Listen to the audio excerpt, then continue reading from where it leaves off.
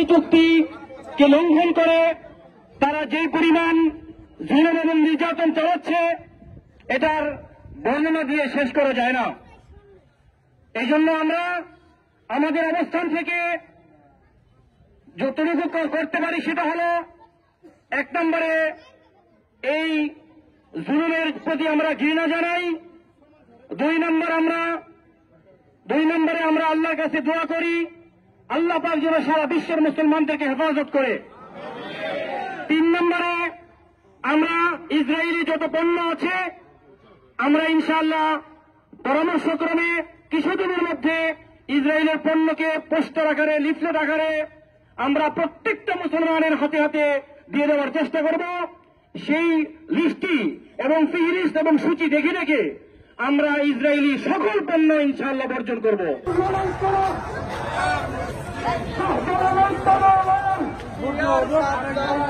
বিদায় দিতে হবে চিরজীবনের জন্য। শপথ গ্রহণ করতে পারি ইনশাআল্লাহ অনেক বড় সফলতা আসবে। আল্লাহ তাআলা আমাদেরকে বোঝায় আমল করুন। ইসরায়েল, তুমি যাযাবর ছিলে, তুমি যাযাবর আছো, তুমি যতদিন পৃথিবীর মানচিত্রে থাকবে যাযাবর হিসেবেই থাকবে। ইসরায়েল, তুমি যে বোমা মেরে ক্ষত বিক্ষত করছো ফিলিস্তিনি শিশুদেরকে, তুমি ফিলিস্তিনি শিশুদেরকে ক্ষত বিক্ষত করনি, 150 কোটি মানুষের হৃদয়কে ক্ষত বিক্ষত করেছ। ফিলিস্তিনি যে মাটিতে তুমি যুদ্ধ করতে গেছো সেই মাটি তোমার কবর রচিত হবে। মনে রাখো, 150 কোটি মুসলমান ঘুমিয়ে থাকবে না। 150 কোটি মুসলমান ঘুমিয়ে নেই। 150 কোটি মুসলমান তোমার বিরুদ্ধে জিহাদ ঘোষণা করবে। 150 কোটি মুসলমান তোমার পণ্য বয়কট করবে।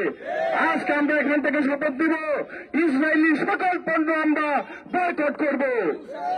তো ইনশাল্লাহ শপথ দিলাম, ইনশাল্লাহ ইসরায়েলি সকল পণ্য আমরা বয়কট করবো ইনশাল্লাহ। মুসলমানদের উপরে আমরা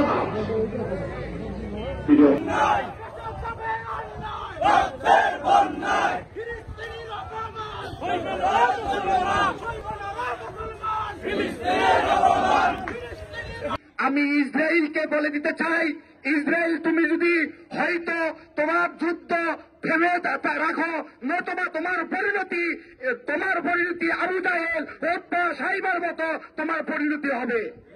সম্মানিত উপস্থিতি, আমি আপনাদেরকে সাক্ষী রেখে বাংলাদেশের ডক্টর ইউনূস সাহেবকে বলে দিতে চাই যে তোমার সম্মান যেমনভাবে পুরো বিশ্বে ছড়িয়ে পড়েছে, তুমি ফিলিস্তিনি মুসলমানের ভাইদের পক্ষ নিয়ে তুমি কথা বলো, তাহলে তোমার পুরো বিশ্বের ভিতরে 20 কোটি মানুষের মাঝে তোমার সম্মান আরো বৃদ্ধি পাবে। সম্মানিত উপস্থিতি, আমি আপনাদেরকে আরেকটি কথা বলে দিতে চাই, আমরা শুধু মুখে নয়, আমরা অন্তর থেকে ইসরায়েলি পণ্যকে বর্জন করব। সকলে হাত উঠিয়ে বলি, কারা কারা আজকে থেকে ইসরায়েলি পণ্য বর্জন করবে। আল্লাহ পাক আমাদের সকলকে তৌফিক দান করুন ইসরায়েলি পণ্য বর্জন করার জন্য। আখিরি দাওয়ানা আনিল হামদুলিল্লাহি রাব্বিল আলামিন। থেকে হৃদয়ের থেকে রক্তক্ষরণ হইতেছে, এখানে লম্বা বক্তৃতা দেওয়ার সময় নাই। আমরা প্রত্যেকেই ইসরায়েলি এই হামলার কারণে ব্যথিত, ঠিক কিনা বলেন?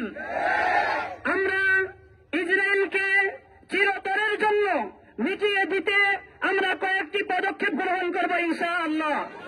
আজকের এই মজলিস থেকে আমরা প্রত্যেকেই প্রতিজ্ঞাবদ্ধ হব, আমাদের পদক্ষেপগুলি যেন ইসরায়েলকে ধ্বংস করার জন্য যথেষ্ট হয় ইনশাআল্লাহ। এই ইসরায়েল একটা প্রাণীর উপরে যেই জুলুম না করে, ইসরায়েল তারা মানুষ পরিচয় দিয়েও মানুষের উপরে জুলুম নির্যাতনের নিপীড়ন এতটাই বাড়িয়ে করেছে, কেমন যেন পশুকেও তারা হার মানিয়েছে। তাদের এই জুলুম নির্যাতন আল্লাহ তাআলা একদিন তাদেরকে ধ্বংস করার মাধ্যমে পুরো বিশ্ববাসীকে দেখাইবে ইনশাআল্লাহ। এই ইসরায়েলকে আমরা ধ্বংস করার জন্য 1 নম্বর কাজ করব, মহান মালিকের কাছে আমরা আবেদন জানাইব, আয় আল্লাহ, আমরা তাদের জন্য কিছু করতে পারি নাই, তোমার কাছে আবেদন জানাই এই ইসরায়েলকে তুমি ধ্বংস করে দাও।